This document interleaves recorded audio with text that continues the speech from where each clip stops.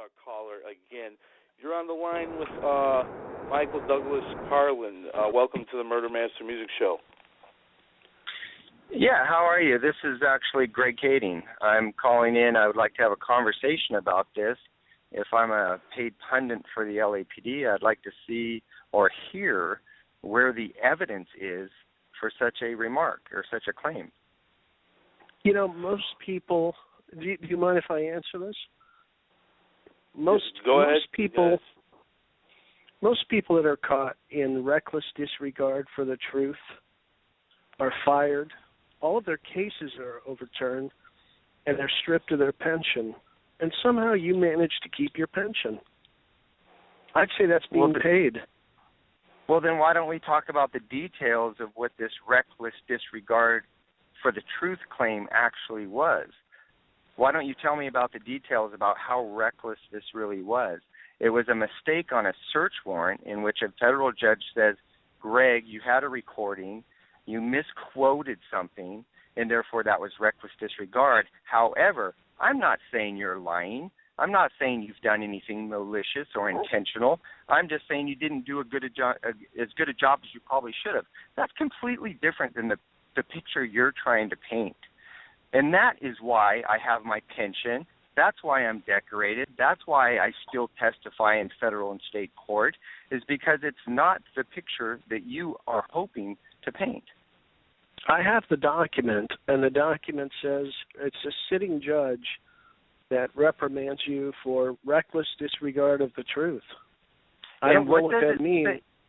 Well, then you should learn what it means, Michael, because the judge immediately says, I'm not saying he's lying because that's something entirely different. So if you're going to present the picture, don't take the selective information that works towards your theory. Paint the whole picture, because the judge said in court, I am not saying that he's done anything malicious or intentional. I'm just saying he didn't do a good enough job on this particular issue. That's not what the document says. Yes, it is, Michael. You know that's exactly what it says. No, I'll tell you what. I'll post that document. No problem. Well, please do. Post all 75 pages of it. Okay. I'll post the pages I have. Okay, so now that you've now beyond that one issue, within the Tupac or the Biggie case, because that's a completely unrelated case, as you know. So within this Biggie case, how is it that I'm somehow covering up for the LAPD while I'm simultaneously criticizing the LAPD? Well, how many times have you said that cops never worked for Death Row Records? I never said that. I've never said that cops never worked for Death Row Records. What I said is that LAPD cops have been generalized as being Death Row employees, and that's not true. There were cops working for Death Row Records, Inglewood PD, Compton PD, one or two LAPD officers, but not the picture you guys try to paint where there's all of these. In particular, David Mack, who never had any association with Death Row Records, and that's the picture that you guys are trying to paint. All of those guys had association with Death Row Records. Why don't you tell me exactly how David Mack was associated with Death Row Records? All of those guys were. They showed up at everything, and they worked. Name one thing. Name one thing and one employee who testified to seeing them there. Let's see, Kevin Hackey, lots Hackey, of them. That's going to be your source. So out of all the cops that we can possibly identify associated with Death Row Records, nobody's dirtier than Kevin Hackey. He's the only 3-time convicted felon, the person who lost his job for forgery. And that's your source about other dirty cops? I'll tell you the other sources I have, and I have multiple sources for all of this stuff. Let's go right now and let's talk to any salty dog in Beverly Hills PD. They met them all. Beverly Hills PD has what to do with anything? They pulled these guys over. They met Perez. They met Mack. They met Kevin Gaines. They got badges flashed from LAPD. They didn't appreciate it.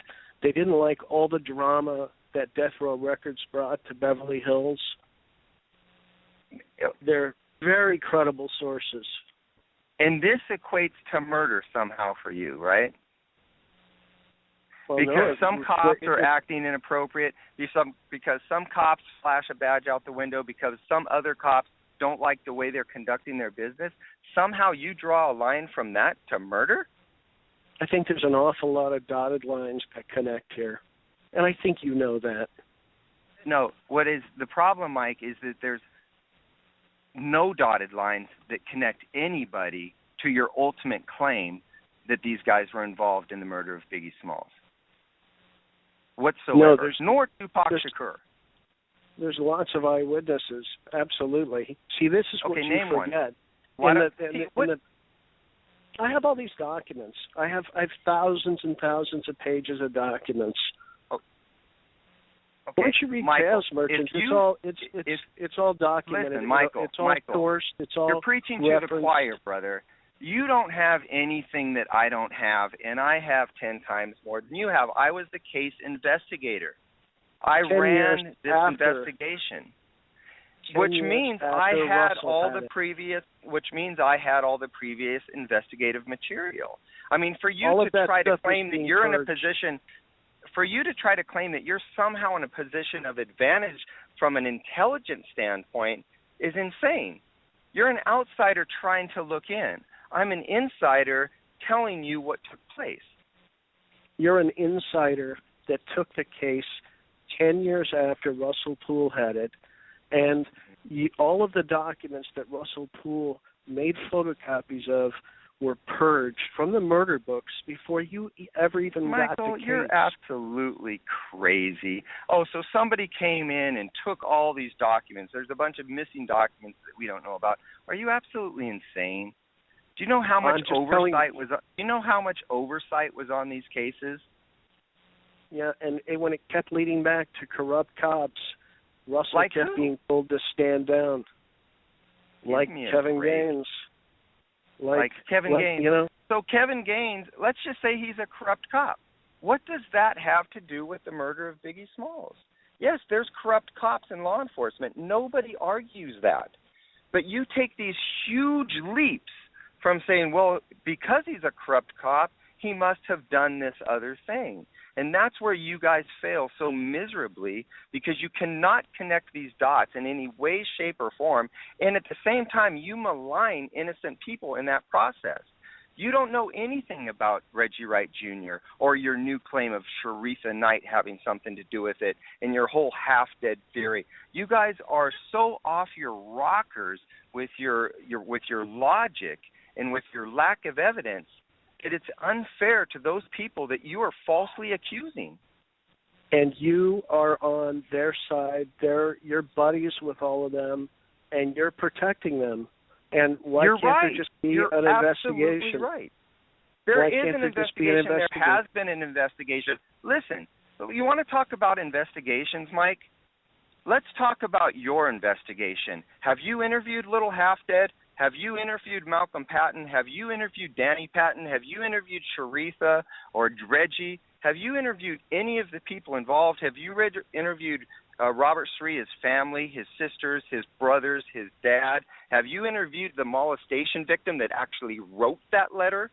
The 14-year-old girl that was being molested that wrote that confession letter that you base your theory on? Did you interview her? Because I've interviewed every single one of those people. You had no due diligence. I did all of your due diligence. You are not a cop, and it is not your place to interview those people. They should have been interviewed. Don't tell me what my place is. I can do whatever I please. If I want to go out and ask questions because I'm interested in solving these cases, don't tell me that it's not my place. You're not interested in solving these cases. You're interested in derailing these cases, and you've done a very good job of it. And I have to say, you're the source. Stop. You are the source of the leak of the confession letter. It was given to you by Darren Dupree, and you leaked it from LAPD instead of letting LAPD investigate it. That's not so really, somehow, that's let me ask you something. justice. How does me leaking a letter preclude the LAPD, or more importantly, the Las Vegas PD, from conducting an investigation? Because let's say there's a letter put out. How does that prevent them from doing their job, Mike? It warns everybody that's associated with this to make phone calls and get all their stories straight before any investigation can be done. It derails the investigation. Precious opportunity was lost because of your actions, because of your obstruction of justice. Hey, Greg, where were you the night Tupac Shakur was murdered? I have absolutely no idea. I know I wasn't in Vegas. Oh, give me a break, Michael. See, this is how insane you are. This is absolutely how crazy I'm just you are. wondering. I'm just wondering. As if what? This is 1996. I was so. What were you doing in '96? What were you doing in 1996? Were you in Las Vegas? Is this all some type of cover-up? I was in Albuquerque, New Mexico. Great. Well, I was probably in Los Angeles because that's where I worked. And what were you doing at the time? Wait a second. Are we really going to get into, what were you doing the night of Tupac Shakur's murder? No, I'm just asking generally. What was your job responsibility at the time Tupac was, that time period? I'm just curious. What were you... Yeah, cop doing what? What were you working on? In 1996, let's see, I was probably working gang crimes in Los Angeles. And did you work with the Compton police? Not directly, ever. I never even met Tim Brennan. I've never met Ladd in my life, but I never met Tim Brennan until after 2006 when I was assigned to the task force. I mean, this is just this incredible fantasy that you try to blend all of these things together. I mean, even to allude to the idea that in 1996 I was somehow connected to the investigation of Tupac Shakur is absolutely asinine. Really? Oh, well, absolutely, Michael. And this is the problem with you. You know, you draw these far-fetched notions out of nowhere. Greg, what were you doing in 1996? As if that's even a relevant question, because I had nothing to do with the investigation until 2006, and those are the hard facts. I didn't even get invited to... Don't you think it's a little thin of you to, try and blame this on Sean Puffy Combs when there's really no proof that Sean Puffy Combs had anything to do with this? I mean, don't you think that's irresponsible? So you conducted an investigation into Sean Combs and his involvement? You conducted an investigation into his association with the Southside Crips? You did all of this, Mike? Did you actually go out? What Southside Crips did you interview? What Crips did you interview? What bad boy personnel did you interview that said any of this wasn't true? I want to know what investigation you did in order to qualify you into telling me how things played out. You can read about it in Chaos Merchants. Everything is documented. I don't need to read your book, Mike, and don't defer to that. I'm asking you a question. I want to know about your investigation or the lack thereof, because you're telling me what happened. And by the way, Greg, it's not just my investigation. It's a 19-and-a-half-year homicide veteran of the LAPD's investigation, and I just happen to be the writer. Who never investigated in any way, shape, or form Tupac Shakur's murder, and he was only assigned to the Biggie Smalls investigation for less than a year before he was removed from the investigation for misconduct, and then he went off, got pissed off, and wrote a book. So don't tell me about this 19-year investigation. He was already removed from the department. So no, he was 19-and-a-half years with the LAPD. You don't listen. He was 19-and-a-half years with the LAPD. He was a decorated homicide investigator, and you, my friend, have made a big mistake by trying to sully his reputation. All of the other cops that knew him were extremely proud of all of the work he did there, and all of the people that he introduced. Is that right? Well, then why did the LAPD issue a press release saying that they were distancing themselves from him because nobody agreed? He sued them. Nonetheless, you just got done claiming that everybody supported him. The cops do, the investigators do, the DAs do. All the cases that they got, they never had any surprises in the cases that he brought to them. He always told them the good, the bad, and the ugly. There were never any reckless witness statements or any of that kind of stuff in his cases. He never pointed a gun at an infant. He never robbed Give me a storage locker. See, this is what you do, Mike. You throw out these incendiary type of comments. You never pointed a gun at an infant. And who did? Well, Greg, you tell me. Who did? I mean, I don't know. I got a document sent to me that said you did. You got a document sent to you that I did. And so that must be true because somebody sent you a document, and because it's on a piece of paper, therefore it's true? I don't know. I wasn't there. Well, you see, that's the thing. You don't know. See, you don't know, but you'll throw that claim out there. See, this is the problem, But Greg, Mike. There's no claims like this against Russell Poole. And you know what? It doesn't Why matter was what Russell I Poole think. removed from the task force, Mike? Of course there's claims. An investigation was done on him for misconduct. He was removed from it, and those are just the facts. Now, listen, I'm not saying Russell Poole is a bad guy. I'm not saying he's a malicious guy. I'm saying he failed in being objective on this one particular case. Maybe he did a great job on everything else he did. I didn't know Russell Poole, and maybe he has a lot of friends on the department that support him. That's great. I'm simply saying that on this particular case, he lost his objectivity and he fell short with his theory. That's it. It's not a personal affront. It's not a personal attack. It's just a pure objective comment about his investigation. So I'm not maligning him. I'm saying that the work he did in this particular case didn't meet the standards of an objective investigation. It's just that simple. So I'm going to read to you what Russell Poole wrote about Murder Rap and about you. Greg this is interesting. So this is interesting, Mike, that you criticize me. You're going to let me read this? Are you going to let me read this? I will. Let me read first this? of all, listen. Are you going to let me read this?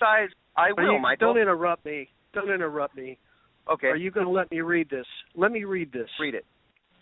Greg Kading has no credibility on this subject matter. He became a task force member on the Biggie case 10 years after the fact.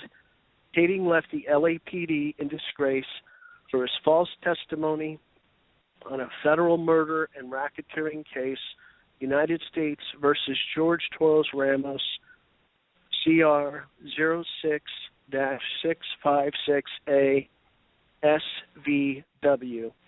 Guilty verdicts were overturned in part due to Kading's testimony. He said LAPD cleared him of those charges, but that is not entirely true. Kading also had some help writing his book from disgraced LA Times reporter Chuck Phillips. Kading forgets there were actual eyewitnesses to the Biggie killing. He spends a lot of time talking about things he knows nothing about. This is a desperate attempt for Kading to salvage his reputation. Suge Knight is a suspect, but not for the reasons Kading talks about.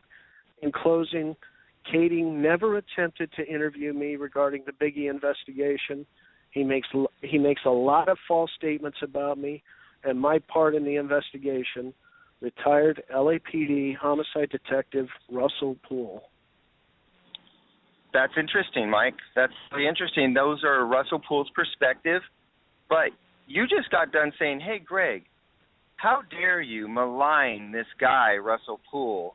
But yet, at the same time, you can say it's it's completely acceptable that Russell Poole will malign you. And because he said it, it must be true. And this is where you lose your objectivity. So Russell Poole has these feelings or these perspectives, which are all untrue. factually untrue. But nonetheless, because he puts that as a review on my book, you assume that, well, if Russell Poole said it, then it must be true. And that, this is just, it's an unfair and unobjective way of approaching your case, Mike. Well, the objective way that I approached this case was with Russell Poole's case files, all of the Wallace civil trial files, all of the Frank Alexander secret tape recordings, and various other documents and interviews, including the FBI FOIA released documents. Okay, and fine. It all paints a pretty big picture. It certainly does if you want it to paint a particular picture. You can take the selective information you want from that whole, plethora of material and then say, here's my conspiracy theory and here's the pieces that match up. But what you don't do, and where you guys fail, is that you don't also include all the information that compromises that theory. Now, everything that you just suggested that you have, I have. Our entire task force had all of the investigative material, plus at least that much more, because Russ Poole never had the information which took place in the investigation after he left, which I had access to. You have all of Frank Alexander's secret tape recordings too? I have all of his police recordings, and I am aware of the tape recordings that you're referring to, where he is speaking of these so-called threats from death row against with Reggie Wright. So big deal. What does that have to do with the murder, Mike? Well, why is his life in danger? Why are all the witnesses dead? I mean, why do people just die? They become close to this case. Well, I don't know. How about the fact? As simple as you said it is. How about the fact? Hey, Mike. How about the fact that 20 years have gone by? Life takes its course. People die all over the place, whether it's health problems like Russell Poole, or whether it's suicide like Frank Alexander, or whether it's a drug overdose like Michael Moore. Life takes its course. All these gang members are dead because they lived a life of gang members, so gang members naturally die. So when you look at this thing and you recognize people's lifestyles, death is a natural course of that. But for you to say, well, all these people are dead, it must be this huge conspiracy wherein they're too close to the truth, we've got to knock them out. It's preposterous. It's really? Absolutely An eyewitness insane. to the shooting gets gunned down in New Jersey, and that's preposterous. And yes, that's days because after. so now the New Jersey investigation, that's all part of the conspiracy, right? Because those New Jersey investigators that figured out what actually happened, that it was an unrelated thing, they're covering up now, right? Well, no, there's an FBI investigation. How big does this conspiracy go for you, Mike?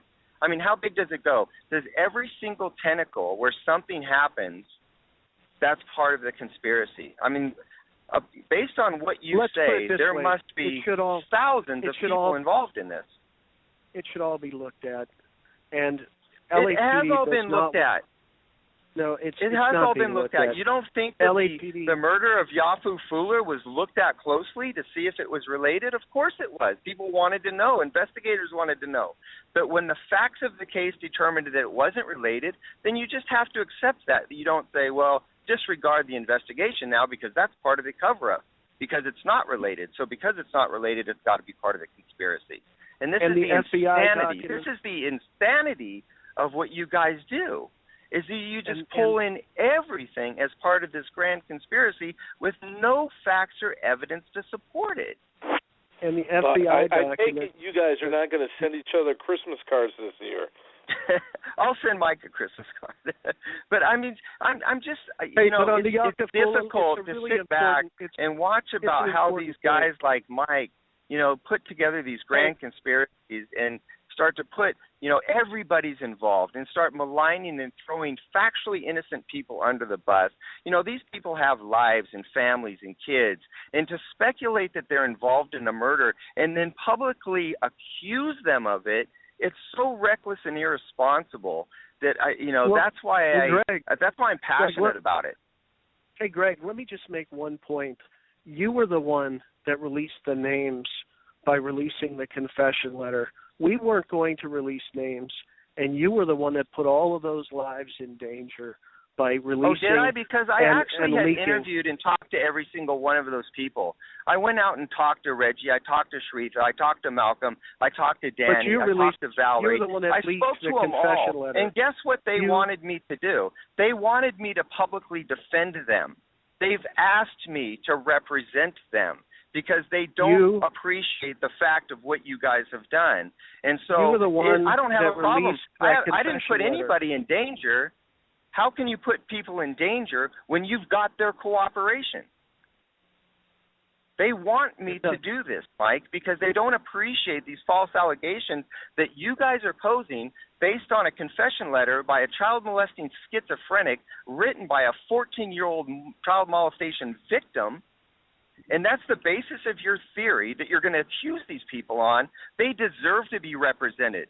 And so if I publicly go out and represent them and I name names, they appreciate that. This letter was given to journalist Chris Blanchford, and he spoke to both Malcolm and Danny Patton and confirmed all of this with them. So okay, first of all, no, he didn't.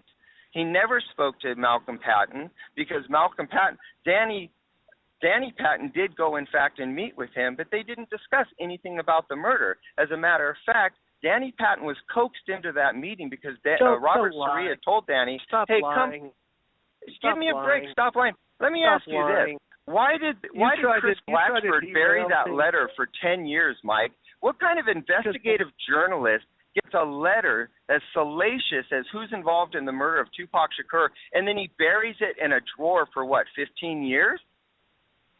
Give me a break. He buried it. I mean, that's how ridiculous this is that, it was buried, and you know damn well it was buried. He didn't give it to Russell Poole until 2013. So this phenomenal investigative reporter takes a clue in a very high-profile murder, and he sticks it in a drawer for 15 years and then gives it to some retired detective to run with. And that's the basis of this? And he never even tells you, does he, who Robert Soria was. He doesn't say, hey, my source is a guy who's in prison right now for child molestation, because he doesn't want you to know that. Because once that's discovered, the whole credibility of the letter falls apart.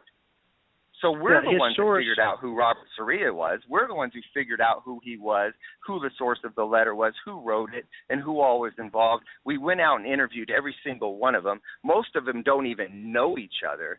And the theory becomes so preposterous that a man who would claim to be intelligent like yourself has to have lost his marbles in order to promote this idea. Sir, are you saying that Chris Blanchford is not a credible journalist? I'm not saying that, and I never said that. I said on this particular matter, it's very obvious why Chris Blatchford didn't want to compromise his credibility by pursuing such a preposterous claim, which is why he did nothing with the letter. Chris Blatchford tried to pursue this in a couple of ways, and he basically got hit with law enforcement that absolutely wanted nothing to do with solving these murders. Oh, really? So he gave the letter to law enforcement? He tried to. When did he try to? Because I have the Las Vegas documents where they tried multiple times to contact Chris Blatchford about this lead, and he would never cooperate or return their call. All Chris Blatchford had to do was turn over the letter. You think the cops are going to say, no, thanks, we don't want your letter? Give me a break. That's what they told him. They told him they weren't interested. Give me a break.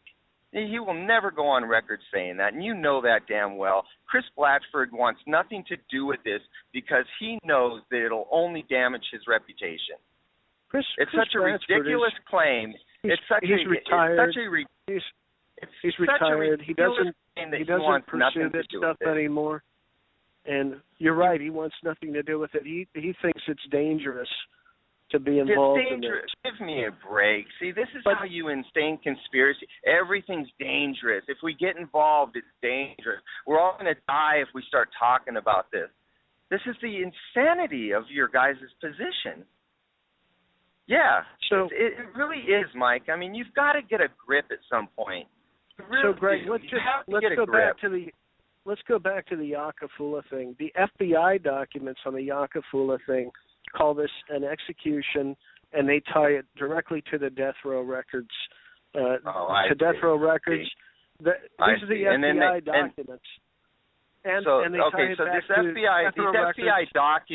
these FBI documents that you're speaking of, Michael, that allegedly say this, well, then why didn't they pursue anything? Is the FBI now part of this big conspiracy?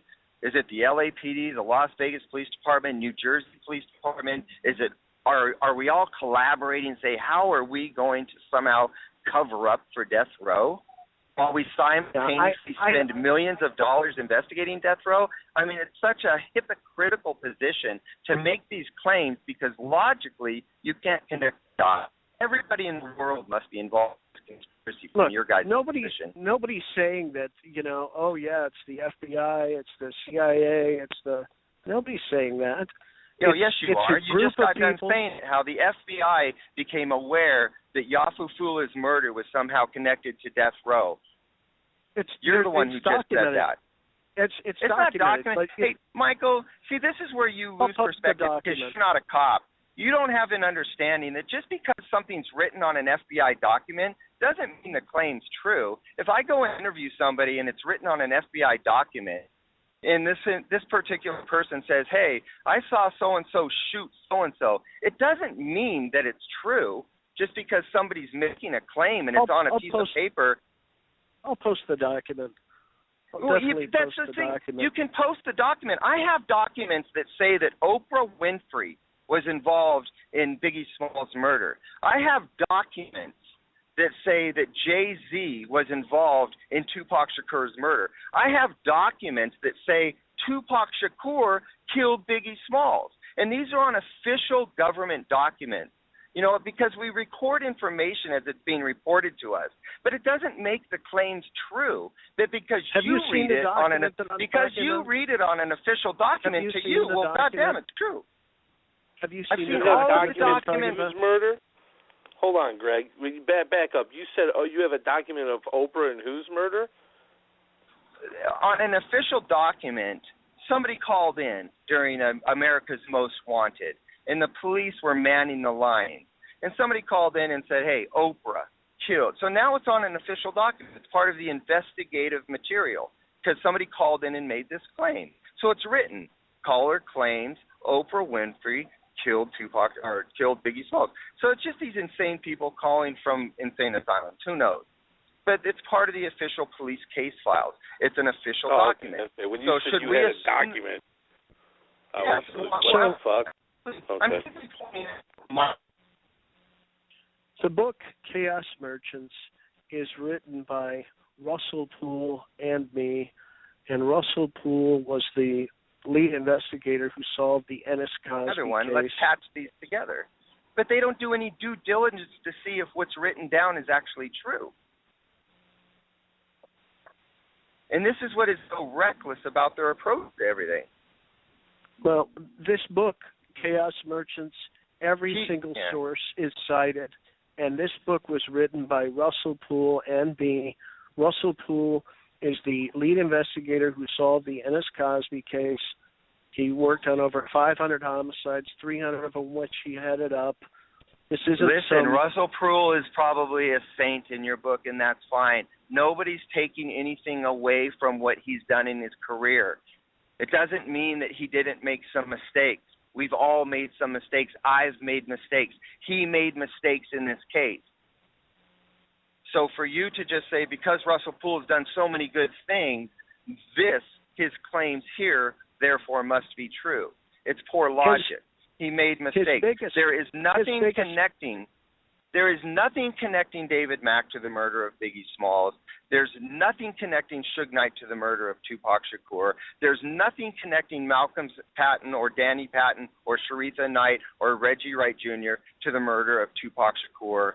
They're just speculative, illusional ideas that you throw out there without understanding the consequences of. We completely disagree. Have you ever been accused of murder? No, I've never been accused of murder. David Mack. Okay, how would you like it if somebody was out there accusing Michael Carlin of murder with no basis? Just speculation, innuendo, hearsay, and maybe some report where somebody called in and said Michael Carlin murdered Tupac Shakur. How would you like somebody out there published? We're talking about David Mack, who went into a Bank of America with guns. He's a crook. Nobody argues that. Does that mean he's a murderer? And he stole $700,000. And when other investigations started coming in, and they tried to cap it off. So I'll tell you what we'll do, David. You get to keep the money. You just do a stint, and you don't ever have to tell who you were or your accomplices were. You know, all you have to do is just do a little bit of time. Oh, so keep the money. So the FBI who's conducting the bank robbery investigation, they say, hey, listen, we're good with you keeping the stolen money, no problem, but we're going to send you to prison and you need to keep quiet about who you were involved with the Biggie murder, because that's what we really need to do. We're the FBI, and we need to make sure nobody ever knows about the corruption in LAPD, because we're going to protect them too. As a matter of fact, let's do the same thing in New Jersey, and let's do the same thing in Las Vegas. I mean, it's just so asinine how you pull these ideas together. That the FBI, the Las Vegas Police Department, the LAPD, the United States Attorney's Office, the Los Angeles District Attorney's Office, everybody's in collusion together. Because Biggie Smalls' murder and Tupac Shakur's murder was such a threat to the government that we must cover this up. I mean, it's just absolutely insane. You don't think the Rampart scandal was bigger than what ended up in the Rampart report? I mean, well, I don't know, Mike. It is because you were there. According to the conspiracy theory, it must have gone all the way to the president. It had to have. It must have gone all the way to the president. You know what, Greg? You are just disingenuous about this stuff. Nobody's accusing Barack Obama I'm extremely genuine. Well, no, this is what you do, though. You're saying, well, it had to be bigger, even though the official investigation said that it wasn't bigger. An outsider like you who disagrees is going to come to this conclusion. Well, law enforcement said it wasn't bigger, but saying it is. But this isn't my conclusion, Greg. Whose is it? This is Russell Poole's conclusion. Oh, so this is all based on, okay, so we're going to go back to Russell Poole. Because Russell Poole said it, it must be true, right? Because I believe Russell Poole had a very good handle cases, and he continued to investigate this to his dying breath. Hey Mike, if he had such a good handle on these cases. Don't interrupt me. Don't interrupt me. Stop being disrespectful. Mike, if he had such a good handle on these cases, why did he change his theory? You stop interrupting me. Okay? I'm not going to put up with this. I'm not going to let you bully me. I don't like bullies. Stop it. Okay, Mike, you want to have a conversation? No questions. You want to have a conversation? Let me just ask you one last question. I'll ask one last question. Mike, if he had such a handle on things, why did he change his theory? Well, let's Why after 10 years did he change his theory if he had such a good handle on it? So what ends up happening with Russell Poole is he always saw Suge Knight and Death Row Records as one and the same. And when all of this evidence started pointing to Death Row Records' involvement in both of these murders, he believed that Suge Knight was part of this. And if you look at the documents that get leaked by the sheriffs, the one document that gets leaked is Snoop telling sheriff's investigators that Suge was behind the murder of Tupac. And Russell took that and ran with it. And years later, when all of these files get re-examined by Russell, he realizes that Suge had absolutely nothing to do with either of these murders, and he wants to go set things right with Suge Knight, and that's why he was going down to the sheriff's meeting where he died. Okay, so he changes his theory because at first he believes that there's this leaked document with Snoop Dogg saying, well, of course that's not a leaked document because Snoop Dogg said that publicly. So I don't know how that becomes a leaked document where you have Snoop saying, hey, you need to look at the guy next to him. Because Snoop actually thought, hey, maybe it's plausible. Maybe Suge had something to do with it. Doesn't mean that is Snoop the leaked knows. document. Snoop that's what we checked. so Snoop is speculating based on all these circumstances at the time. Well, maybe Suge had something to do with it. Does that make it true? Do you build the foundation for a theory off of a comment by some rapper who has an opinion? Greg, you're misconstruing the words. All of the evidence pointed towards Death Row Records, and this one thing was just one other document. But there were all kinds of things. What about Michael Moore listening to "Got 'Em" come over Reggie Wright's radio? Let's give that. What is that? Let's give him that. Let's say Michael Moore heard that. If I'm in the security detail and Tupac Shakur has just been in a fight with a Crip, and those Crips come back and shoot Tupac Shakur, I might get on my radio and say, hey, they got him, or got him, whatever. That's a completely natural and understandable comment to be heard on a radio. There's nothing weird about that. But see, what you try to do... Something else comes over the radio next that says, don't say nothing over the radio. Yeah, I think so, Greg. I think you got this one wrong. Yeah, you know why they didn't want anything said over the radio? Because Death Row intended to retaliate. Suge Knight looked directly across the car and saw Keefe D. He knew the moment the shooting happened that it was the Southside Crips, and he knew he was going to handle it on the street. He knew he was not going to go to the cops. He knew he was not going to say, hey, you all need to cooperate with this investigation. That's not the way he rolled. And here you're wrong again, Greg. I mean, here you're wrong again. Where am I wrong, Mike? Suge Knight verified that this information is true. Oh, I see. So Suge Knight verified. The 45. Are you going to let me talk? I am. I mean, you're so rude. I can't believe you're such a rude man. I am. I know. So go ahead. So just stop it, okay? I'm not, Mike, just go ahead. Let's go on. Me. Michael, I'm conceding. Go on. Russell Poole and I put together 45 Tupac murder facts. We handed those to our contact at the DA's office. He was very interested in opening the cases. I sent a copy of that to Tom Mesereau.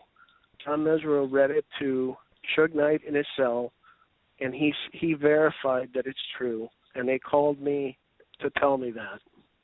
So Suge Knight has verified that this is the truth behind what happened. Is this the same Suge Knight who said that Tupac Shakur was still alive? No, this is a very sober Suge Knight who's sitting. I think he was pretty sober when he made that comment. Is this the same Suge Knight who said that he believed Puffy Combs was behind the murder of Tupac Shakur? I mean, which Suge Knight should we believe? The one that helps him get out of jail in this particular situation? I can pull up 45 bullet points against the Chaos Merchant theory the same way that you can create 45 bullet points. You can raise questions all over the place. But when it comes down to an objective, factual, evidence-based investigation, you guys are dead in the water. All you can do is speculate and draw together selective information to try to stay in this game. And that's what's ridiculous, Mike. And I get it, you're a conspiracy theorist. And maybe you even believe a lot of this. I sometimes question it, though. I honestly do, because you can't be a rational person and believe all this. But let's just say you do, that you're a conspiracy theorist and there's hundreds of people from all these agencies involved in this massive cover-up to what? That's just to ridiculous, get away with the Greg. murder? That's just ridiculous. Am I misrepresenting something? You misrepresent everything, Greg. Why don't you tell me what I just misrepresented? You've made this sound like I think this goes all the way to Moscow, and that somehow Putin is behind this, and Putin's working with Obama, and they're all in cahoots on this. And that's not what it is. I do believe you would go that far. Hey, Greg, don't interrupt me. I'm sick of being interrupted by you. Stop it. Go ahead, Mike. This is about a record label that was worth $500 million, and they were trying to kill Suge Knight to take the record label from him. And when they couldn't kill him, they put him in prison, and they gutted the record label while he was in prison. And even still, because it was worth so much money, when he gets out of prison, there's still $23 million in the account. And in the bankruptcy, the thing sells for $26 million. So this thing was a very valuable commodity that they were trying to steal from Suge Knight, and they were trying to steal Tupac's 200 songs that he had in the vault. That's what this is. It's a theft, pure and simple. Okay.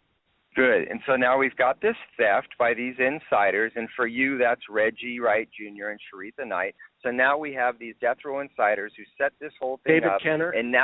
And David Kenner, and now all of law enforcement, the FBI, the Las Vegas Police Department, the LAPD, the Sheriff's Department, New Jersey PD, and I don't know who else, are all like complicit in covering it up. For who? For Reggie and Sharitha?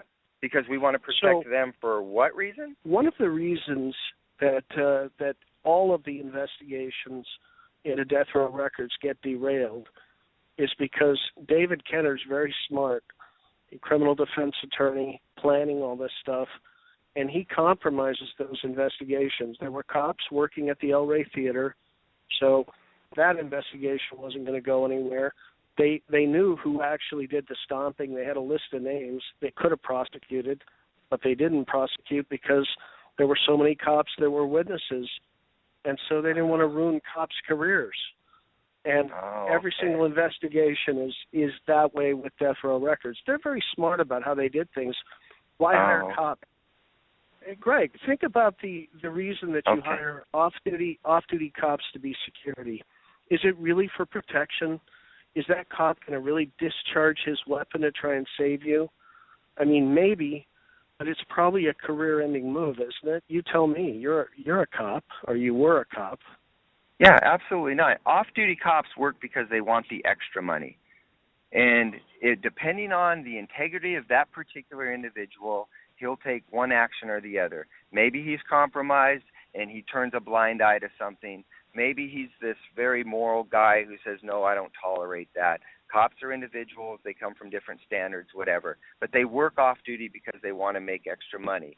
A lot of the guys in the death row thing, well, they just like the environment. There's a lot of parties. There's a lot of girls. Hey, this is a great off-duty gig.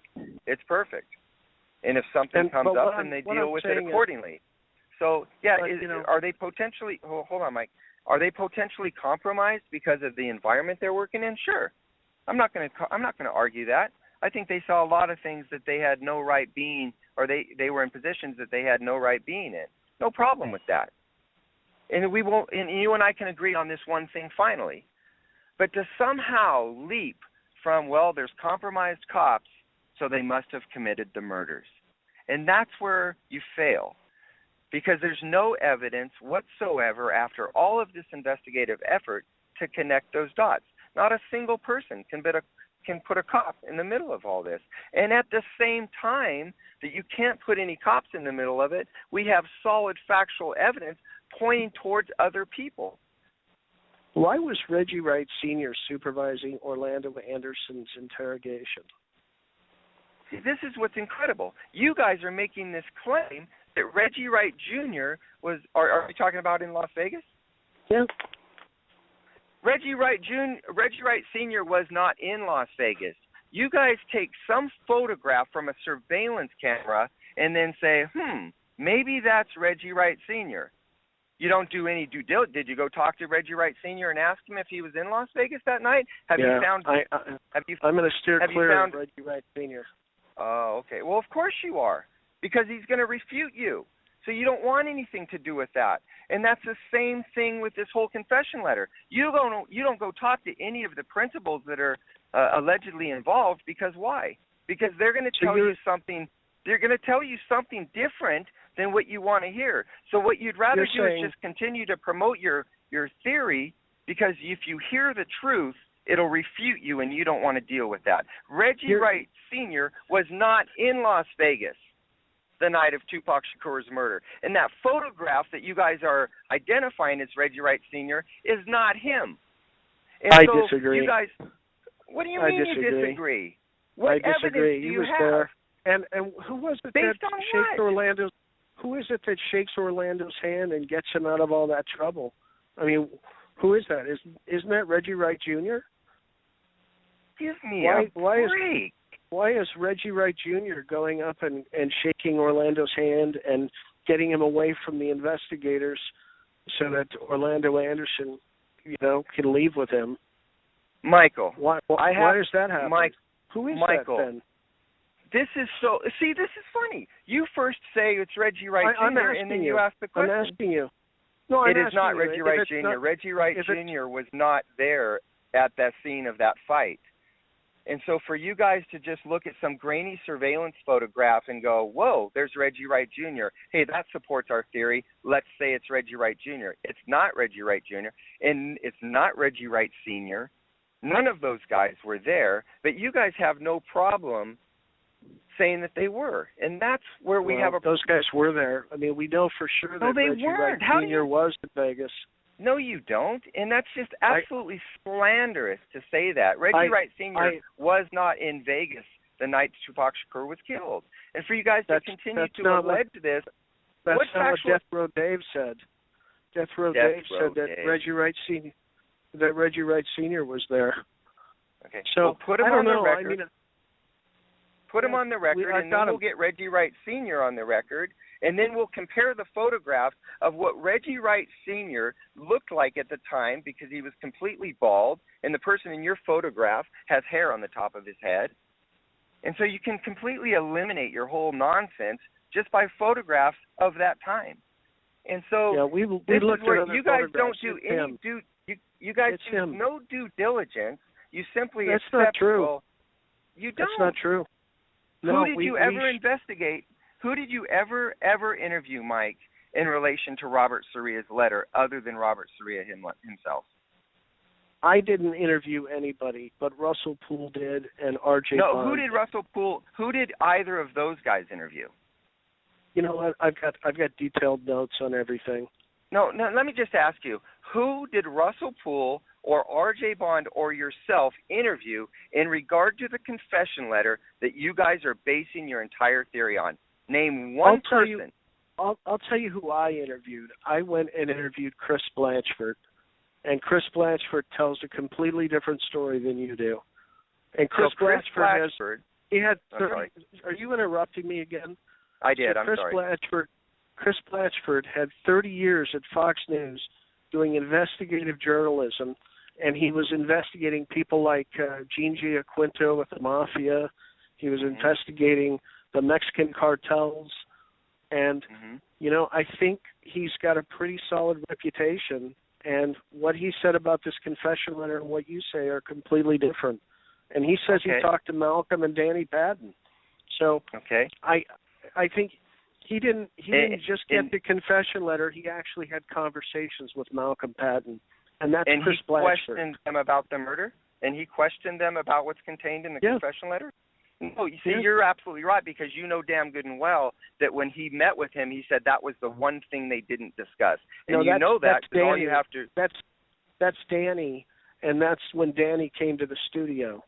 But he actually spoke to both of these guys on the phone at other times. He didn't.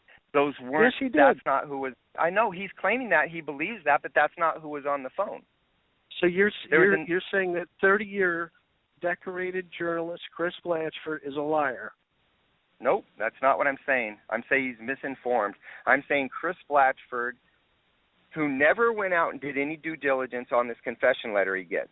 He never goes out I wouldn't say that. I wouldn't say he did no due diligence. He did some. He was actually supposed to show up at an interview, and the gun was supposedly going to be dropped off, and none of this happened.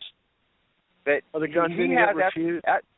At that point in time, Mike, he's communicating with Reggie Wright Jr. because they've been discussing certain things, because he's a gang investigative journalist. And so he knows Reggie Wright Jr. on a personal level. He never calls him up and asks him, hey, I've got this letter. I'm interested in these claims that are being made against you. He never reaches out to Sharitha. He never actually talks to Malcolm Patton. He believes he had, but somebody else was actually put on the line, part of Robert Suria's big charade. Danny Patton goes down and speaks with him because Danny Patton has been told that Chris Blanchford wants to do a gang expose and Danny Patton's going to get interviewed for it. He has no idea that Robert set him up for this interview, which is exactly why they never talk about the issue of Tupac Shakur. So the whole thing was this big charade by your schizophrenic child molesting source. And Chris Blatchford recognizes this whole thing stinks. He puts the letter in a drawer for 15 years. And then at some point says, hey, Russ, here, I got this letter a long time ago. Check it out. He did no due diligence. He never checked it out. We did all of that. We interviewed everybody. We went out and checked it out for you guys. And it absolutely falls apart. None of these people even really know each other. And don't you think that should have been done? So that the letter is handed to the person who is close to the suspects in the case so that he can tip them off. Oh, I mean, okay. that's what so happened. I went out. You obstructed justice is what you did. I mean, and the LAPD should have been the ones investigating it, but your buddy was the one that got the letter, and he handed it to you so that it could be derailed, which is exactly what happened. Oh, I see. It should have been investigated. Oh, okay. So Darren Dupree somehow controls everything in the LAPD. These 4 different people that are in this meeting, all who are completely capable of saying, let's pursue this. None of them do, by the way, whatsoever, because it's so damn ridiculous. They're not going to waste their time on it. But ultimately, Las Vegas PD is given a copy of the confession letter. They do absolutely nothing with it because they recognize how ridiculous the whole thing is. So law enforcement's not even going to bother with it. It's so stupid. You might as well say that it involves aliens. Law enforcement, so here's the thing. Law enforcement wants nothing to do with these cases. The sheriffs want nothing to do with them. The LAPD wants nothing to do with them. And the Las Vegas police want nothing to do with these cases. And the point is it because they're all part of a cover-up? Is that what it is, Mike? Nobody's doing anything. Is that the point you're trying to make? Is that it's all part of this very sophisticated, ongoing, enduring cover-up that nobody's doing anything because they just want to, or do they just not give a shit? I think they just, you know what? It could just be that they don't have the budget. I mean, it could be a lot of things, but they just don't want anything to do with these cases. That's the most rational thing I've ever heard you say. That's the most rational thing I've ever heard you say. That's exactly what it is. It all comes down to the money, Greg. And when LAPD was caught with their pants down with a whole Rampart scandal, that whole Rampart scandal should have been a lot bigger than it was. The feds came in, they negotiated a deal to try and cap it off and minimize the embarrassment as much as they can. It was still pretty embarrassing. And, you know, consent decree, big changes at LAPD, all kinds of things. But we all know that it was a much more far-reaching problem of the corruption inside of LAPD at the time. And a good source for that is a good source. Are you interrupting again? A good source for that is Connie Rice. And you may want to talk to her because she talked about the Rampart police corruption and how much more widespread it was than what actually ended up in that Rampart report, which was extremely watered down. Okay. And so the federal oversight of the Rampart investigation, they're all in collusion. They're all saying, hey, man, we're all buddies here. Let's cover up for the LAPD. Is that I wouldn't say it's we're all buddies here. I mean, I don't know how all that shook down, but it's reasonable to think, though, that, you know, obviously they got what they wanted politically. The LAPD got embarrassed. There was a consent decree. They had a little bit more control over things, and maybe that was enough. Maybe they didn't want to, you know, expose further corruption. Oh, okay. So the FBI, who has an entire public corruption unit, whose sole objective is to expose public corruption, is saying, well, let's not do that in this case. We don't want to embarrass anybody. You don't think they pick and choose what cases they get involved in and which ones are politically hot potatoes and which ones, I mean, you know, they don't go after every single person. They also have budgets. And, you know, you can't catch every speeder. Hey, you think, Mike. Are you interrupting again? No. Let me add this real quick. Can you Because you're going off on speeders and stuff like that. No, but can you catch every speeder? You can't catch every speeder. So you think you can catch every person that commits a robbery, every person that commits, a break-in of a storage locker or whatever? It's impossible. Okay, crimes go unsolved. Point made. Okay, interesting. Now here's an illustration. Well, I don't know. The FBI investigated a corrupt sheriff down in Orange County and put him in prison. The FBI investigated a corrupt sheriff in Los Angeles and put him in indicted him and is going to sentence him. So they investigate local police departments, and they do a pretty damn good job of getting to the bottom of things, and they have no problem indicting figureheads from police departments. So I guess when these guys have not done anything that equates to murder, that they're involved in some kind of, backdoor deals, some, kind of white-collar corruption, the FBI will go all the way to prosecute them, but they're going to turn a blind eye to the department that is covering up murders, right? Is that the rationale here? Well, I think the rationale is that, there's all kinds of reasons why all kinds of people do all kinds of things, and understanding every single person's motivation is just not possible. And, I don't understand why they haven't pursued this. If you have all this evidence against Puffy Combs, why not get him indicted? Why just try and besmirch his reputation? I mean, okay, so can I explain to you from a law enforcement perspective why? I'll give you a very rational explanation from somebody who comes from within the judicial system. I mean, I think I'm in a much better position to explain why than maybe you are as to speculate why. Okay, I'd love to hear this. Okay, so at the point that we get this very compelling information, this critical evidence from these co-conspirators who involved themselves directly in these murders, other co-conspirators that are necessary to corroborate them have died, right? And so now we've got a situation where we have an icon like Puffy Combs with millions and millions of dollars, capable of bringing an A-team of lawyers to court, and we're going to put as our star witness on the stand a convicted drug-dealing gang member like Keefe D and say, hey, jury, this is a case we have.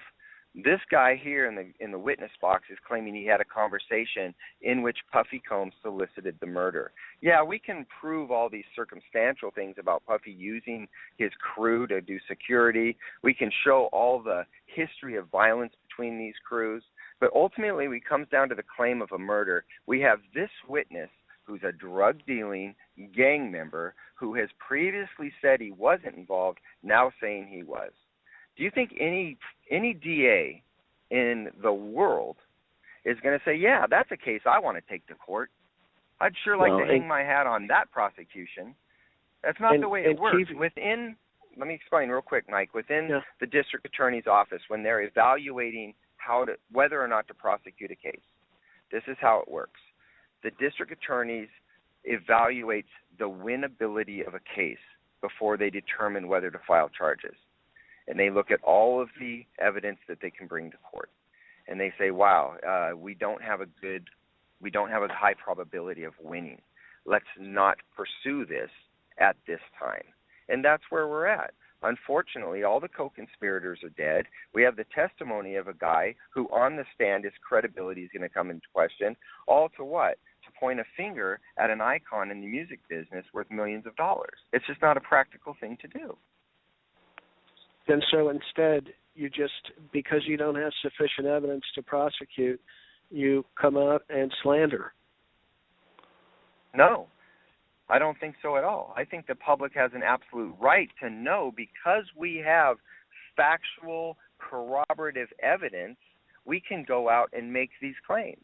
It's very different than the claims that you guys make with no evidence, no factual foundation. Of evidence. Lots of factual foundation. Name an eyewitness who says Reggie Wright Jr. killed Tupac Shakur. Name an eyewitness that says Sharitha Knight had something to do with Tupac Shakur. You don't have that, because your whole foundation. I'll give you one eyewitness.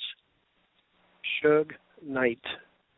Ah, there's a real, yeah. Okay.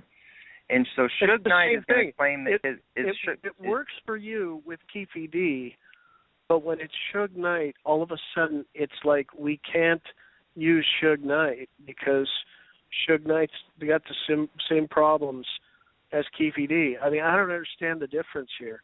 I'll explain the difference. The difference is that when Keefe D tells us this, we then go out and corroborate his claims. This was a proper deal? It was a proper deal. And so you recorded a proper deal? It was recorded. I didn't record it, but it was recorded. Which is a violation of his Fifth Amendment rights, kind of a scumbag move on somebody's part. Okay, well, then he can take that up with the courts, whatever. It was recorded, regardless of whether you appreciate it or not. It was recorded, and thank God it was. So we recorded a proffer deal, and we have him on tape confessing to his involvement in the murders. And we go out and we look at all the details of what he's claiming, and we corroborate them, and we start to realize, okay, well, this is the most plausible, empirically established explanation for these murders. And in 2 which hours is very and 20 different. minutes, those guys could actually get all the way across town and find Tupac and know the car he was going to be in. Oh, I see. Okay, so and you're proposing what? That they didn't find him? No, I'm proposing that it would have been very, very highly implausible that this could have happened. Highly implausible that Orlando Anderson could have actually pulled himself together to go shoot somebody. And then it's also implausible because between the time Orlando Anderson is beaten and the time Tupac is shot, Corey Edwards sees Orlando Anderson in the bar. So how is it possible that Orlando Anderson could be in two places at one time? It's not. Well, he wasn't. And your they had whole all theory left. evaporates. No, it doesn't, because Corey Edwards was with Orlando Anderson at the 662. They were all together. Yeah, after so it doesn't the bar. Evaporate at all. And I don't think Orlando Anderson went to 662. I don't think that's right. Based on what? What are you basing it on? Because after the bar, Orlando Anderson said he went to his room. He wasn't feeling well. He'd just taken a beating. Okay. So Orlando Anderson says that he went and, he didn't go murder anybody. So, okay, that's a self-serving statement. But, okay, let's give it to him. Hold on. There's videotape evidence all over Vegas. It's eye in the sky. And, when we mean, you've never heard that there's video cameras everywhere in Vegas? And that's like news to you? So this has all been captured. All of this has been captured on videotape, and somehow it's been suppressed by those who have the videotape? Oh, it wasn't suppressed. It's being held by the Las Vegas Police Department. They had no interest in Orlando Anderson as a suspect because they knew for a fact that he was not the shooter. Oh, so they drove all the way to Compton when Orlando Anderson was detained. They come to Compton and attempt to question him, that he lawyers up, but that's because they don't want to pursue him? Is that your No. Is that your logic? It's not the logic. It's what Brent Becker said. He said they had no interest in Orlando Anderson. They came to Compton because there was that big gang sweep that was happening, and they wanted to see what could be netted from it. And okay, so if Orlando Anderson's not involved and it's not the Southside Crips, what the hell does Vegas have an interest in a gang sweep in Compton? Because maybe they could find clues about the case. They weren't just going clues about to the case. If there's no Southside Crip Orlando Anderson component to it, then what clues are they hoping to get out of some random search warrants in Compton? Yeah, they wanted to get clues about the case. They wanted to come down. They were invited down by Compton to participate in this whole thing, and Compton offers up Orlando Anderson, and they said, "Hey, we're not interested. We don't want to arrest him. We don't want to take him back to Vegas." That's what Brent Becker said. Okay, so Brent Becker said that. Is Brent Becker a liar now? No, I think you're just absolutely misrepresenting what he said. And you're also misrepresenting the situation. What actually happened was Las Vegas PD found out that there's potentially these guys from Compton involved in the murder. They have a videotape of a guy, and they don't know who it is, this guy in a jersey who has just gotten his ass kicked by Tupac and the crew, and so they don't know who it is. They hear word that, oh, okay, this guy might be from Compton.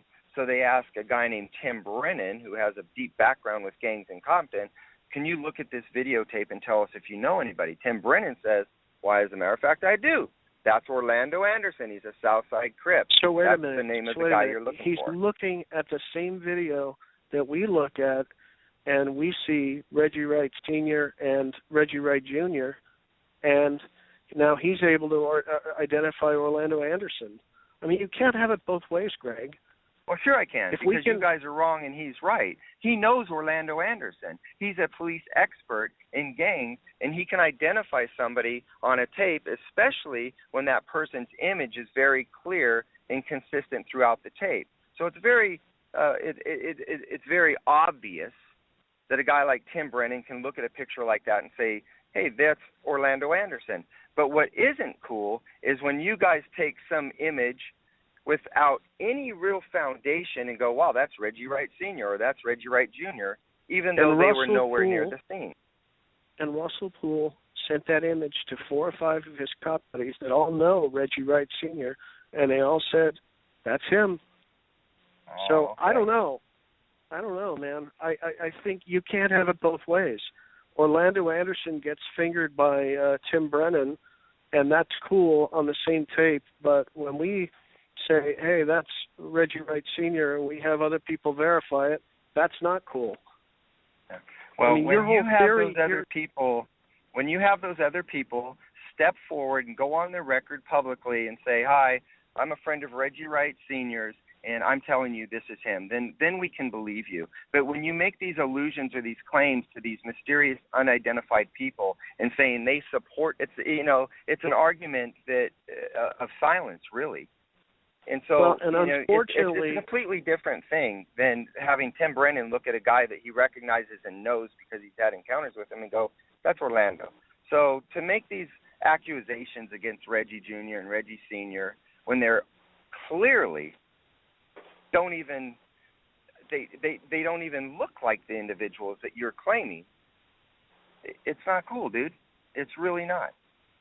Well, and unfortunately, Russell is no longer with us, so who he verified that with, I don't know, but it doesn't matter. I mean, I've showed this to other people down in Compton, and they've also verified, and I want to leave those sources alone for now because I've got ongoing conversations. Well, okay. Let me interject for a minute here, fellas. I want to say it's been one hell of a show. I think this has been the most educational, and I mean, it's been crazy. You guys have really gone back and forth about your investigations, Russell's investigations. I just want to say thank you to Michael Carlin for calling in. I appreciate you. I also want to say thank you, Greg, for calling in, and thank the two of you for not killing each other. You guys seem well, we're obviously both very passionate. He's the one that carries the gun. Obviously. Well, here's the question I have for the both of you. Okay, now you guys both have books out. You both have theories and whatnot.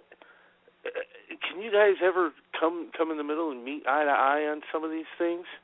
Can you either prove or disprove each other's stuff, kind of like what you're doing here tonight? Would you guys be willing to meet and actually discuss various things? Well, I would certainly be open to any kind of public debate, and I'll bring, our evidence is already on the table. You can watch the documentary, look at it and see whether or not it makes sense to you. You can look at what they produce, see if it makes sense to you. So, the debate is already out there to be had. You can look at what we're producing and claiming and then draw a conclusion as to what is the most reasonable and rational. So That's already there. I'm always open to public debate. I'm very passionate about this. I think truth is important. I also think that protecting people who are being falsely accused is equally important. And I think that what they're doing is completely reckless and irresponsible because these individuals have private lives and they're having allegations made against them with absolutely no evidence. And I would say the exact same thing to Greg Kading. Chaos Merchants has every single source, every single footnote documented of where the information comes from. So saying that there's no basis for any of our claims is absolutely false. And I would say the exact same thing to Greg Kading. You know, accusing Sean Puffy Combs of having any part in this murder, I think, is reckless on your part, and you're putting an innocent life in danger. And because nobody really likes Sean Puffy Combs, he's the bad boy that everybody likes to hate, you're able to get away with it. And you're doing what you're accusing us of doing, and I think it is bad. I think we have the truth on our side, and I think if you just read Chaos Merchants, and if you read Tupac 187, in Tupac 187, we refute murder rap completely. R.J. Bond did a great job of destroying murder rap in Tupac 187. Okay. It's almost like the ghosts of Biggie and Pac are fighting right here tonight. I mean, you guys are really, it's been a battle royal of authors and investigators. Hell of a show again, guys. I would love to invite you guys on again in the future. Maybe we can do this with, one of my co-hosts, Six, told me maybe we can do this with some of Pac and Biggie's people. Maybe we can get some of the associates that they worked with or that they've known over the years, and we can all sit down and do a massive roundtable on this whole situation. And if you guys are down for that, of course. Thank you for coming on the show tonight. Would you be down for that, Michael? It. You know what? Let's depending on timing and what have you, I do travel quite a bit. Yeah. Obviously, Greg, I'm sure you would be a part of that. But right now, anytime, anywhere. It's 20 years since this took place, and people want answers. Because all these theories running around that Tupac is alive and this and that, that's hogwash. Everybody knows he's dead, unfortunately. People want answers. They definitely want answers. I commend you guys for doing what you do. Thank you guys both for coming on the show tonight. Thank you for calling in, Greg, and thank you for being my guest tonight, Michael. I really appreciate it. Hopefully we will catch up with you guys again soon in the future. Go out and get the book, Tupac 187. Also check out Murder Rap, and you decide for yourself. You decide who won the presidential debate tonight here. I mean, Jesus Christ, you guys really, it was like Trump versus Cruz over here, I'm telling you. Hell of a show. I appreciate it. Once again, thank you both, and you have a wonderful weekend. We'll see you guys later. Bye. Check us out tomorrow night, KFYB comedy show with Velvet Rose, Six, and Mac J. Then, of course, Church Reality on Sunday. Same time, same place, ugsforlife.com. Thank you, fellas. Thank you, everyone, tuning in. You guys have a wonderful evening. I'm out this motherfucker. Good night, my friend.